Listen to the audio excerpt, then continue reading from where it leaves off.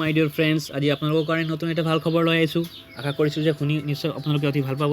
আজি কিছু সময় আগত SSC অফিচিয়েল ৱেবছাইটৰ পৰা এইটো জনা গৈছে যে SSC CPO 2020 নটিফিকেশ্যন আউট কৰা গৈছে। ইয়াত পোষ্ট আছে sub inspector in CAPFS, assistant sub inspector in CISF, inspector post and sub inspector.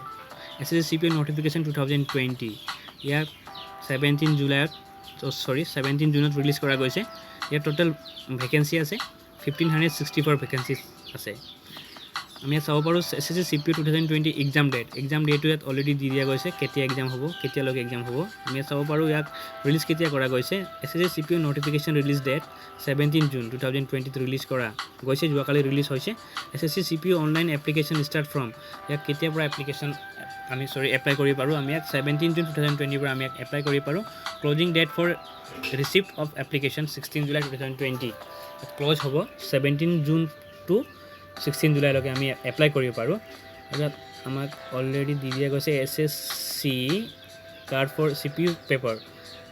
আমাক ইয়াত SSC CPO paper exam date দি দিয়া গৈছে 29 ছেপ্টেম্বৰ টু 5 অক্টোবৰ 2020। প্ৰথম আমাৰ ফাৰ্ষ্ট এক্সাম হ'ব, SSC CPO প্ৰথম এক্সাম হ'ব। আৰু ইয়াৰ পাছত আমাৰ SSC CPO paper 2 exam date আমাৰ নেক্সট দ্বিতীয় এক্সাম হ'ব আমাৰ 1 March 2021।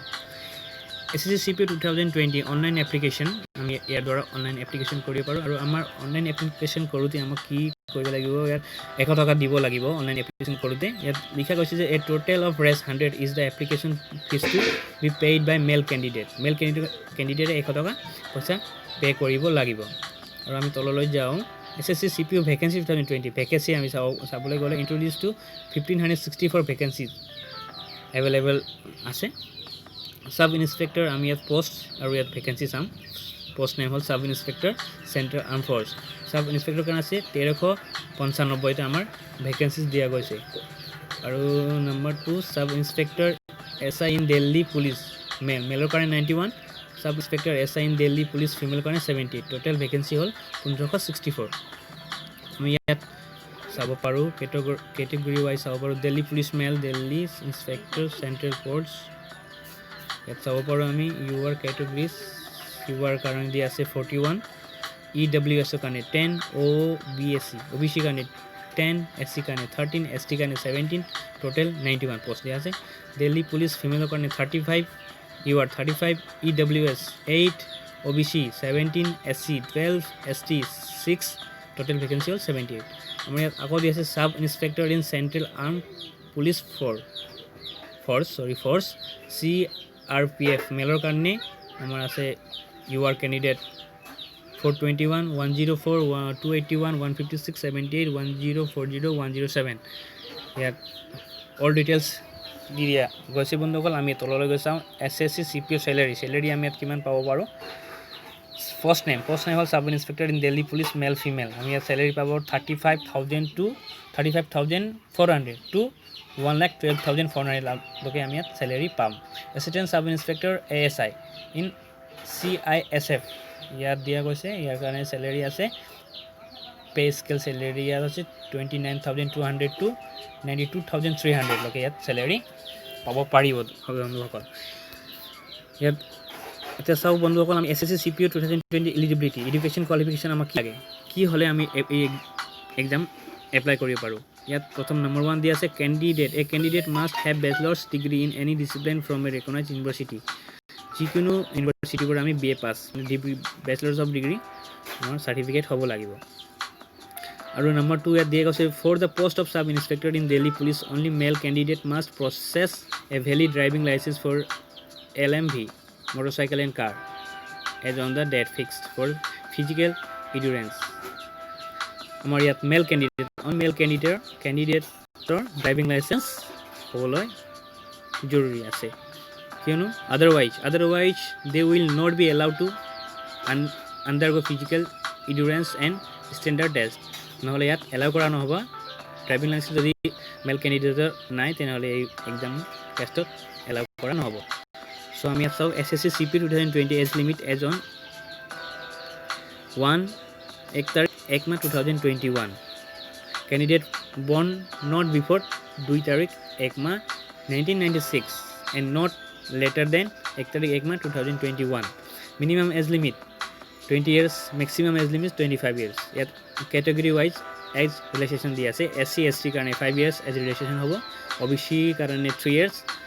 ex serviceman ESM 3 years after deduction of the military service rendered from the actual ages on the closing date. ইয়াত সকলো ডিটেইলছ দিয়া গৈছে বন্ধুসকল, আপোনালোকে ভালকৈ ধুনীয়াকৈ চাব পাৰে। আৰু আমি তললৈ চাওঁ এই nationality citizenship. A candidate must be either, ইয়াত দিয়া গৈছে যে কেণ্ডিডেট মাষ্ট বি এ হ'ব লাগিব। এইটো নম্বৰ 1 দিয়া গৈছে a citizen of A India, A subject of Nepal, যিকোনো ভূটান, নেপাল, ভূটান হ'ব লাগিব, ইণ্ডিয়ান চিটিজেনশ্বিপ হ'ব লাগিব। SSC CPO এক্সাম পেটাৰ্ণ 2020 পেটাৰ্ণৰ বিষয়ে ইয়াত দিয়া গৈছে বন্ধুসকল। আমি চাব পাৰোঁ objective multiple choice question will be a bilingual both Hindi and English, Hindi আৰু ইংলিছ দুটাতে আপোনালোকে এক্সাম দিব পাৰিব। আৰু ইয়াত লিখা হৈছে যে 0.25 marks will be deducted from each incorrect answer. যদি আপোনালোকে ইনকাৰেক্ট এনচাৰ লিখে তেনেহ'লে 0.25 মাৰ্ক আপোনালোকৰ কটা যাব। ইয়াত লিখা আছে বন্ধুসকল আৰু OMR answer sheet. SSC CP 2020 exam will be conducted in 3 phases. Paper 1 PET, PST and medical test. 3 phases hobo. And number paper 2 for the final merit list will be tabulated on the basis of candidate performance in all the 3 phases of SSC CPO exam. এই 3টা phase পাৰ কৰাৰ পাছত 2টা phase পাৰ কৰাৰ পাছত 3টা ফেজত আপোনাৰ final merit list will be tabulated কৰা হ'ব। তেতিয়া আপোনালোকে এই এক্সাম দুটা পাছ কৰিব, তেতিয়া ফাইনেল মেৰিটটো আপোনালোকে পাব বন্ধুসকল। এইটো SSC CPO চিলেবাছ আপোনালোকে চাব পাৰে কি কি আহিব, কেইটা এক্সাম হ'ব। ইয়াত লিখা আছে যে SSC CPO 2020 paper 1 will have four major section, 4টা ভাগত ভাগ কৰা আছে। ইয়াৰ ছাবজেক্ট 4টা ভাগত 4টা এক্সাম দিবলগীয়া হয়। যেনে এইটো হ'ল general reasoning, general knowledge, quantitative aptitude, English comprehension. Let's have look at the detail. ইয়াত দিয়া আছে জেনেৰেল ৰিজনিং কি কি আহিব, verbal reasoning, syllogism, curricular seating arrangement, linear seating arrangement, double lineup, scheduling, input output, blood relaxation, direction and distance, ordering, ranking, data sufficiency, coding and decoding code inequalities। আৰু আমাৰ এই general নলেজত আহিব current affair, awards, honours, book, others, sports, entertainment. আৰু আমাৰ এই quantitative aptitude আহিব percentage, ratio' and percentage, data interpretation, interest, problem of age. আমাৰ এই সকলো দি দিয়া গৈছে বন্ধুসকল। SSC CPO 2020 এডমিট কাৰ্ড চাওক বন্ধুসকলে, এক্সাম ডেট, এডমিট কাৰ্ড সকলো অলৰেডি দি দিয়া গৈছে। বহুত ভাল খবৰ, আপোনালোকে আৰু বেলেগ চাই থাকিব নালাগে, অলৰেডি সকলো দিয়া গৈছে। আমাৰ এই SSC এডমিট কাৰ্ড আমি কেতিয়া পাম, ইয়াত অলৰেডি লিখি দিয়া গৈছে, এডমিট কাৰ্ডো আমি পাম। এই আপোনালোকে ইয়াৰ দ্বাৰা আপোনালোকে to download SSC CPO admit card, click here to, ইয়াৰ দ্বাৰা আপোনালোকে admit card ডাউনলোডিং কৰিব পাৰিব। click here to view SSC CPO result, আপোনালোকে ইয়াৰ দ্বাৰা ৰিজাল্ট চাব পাৰিব।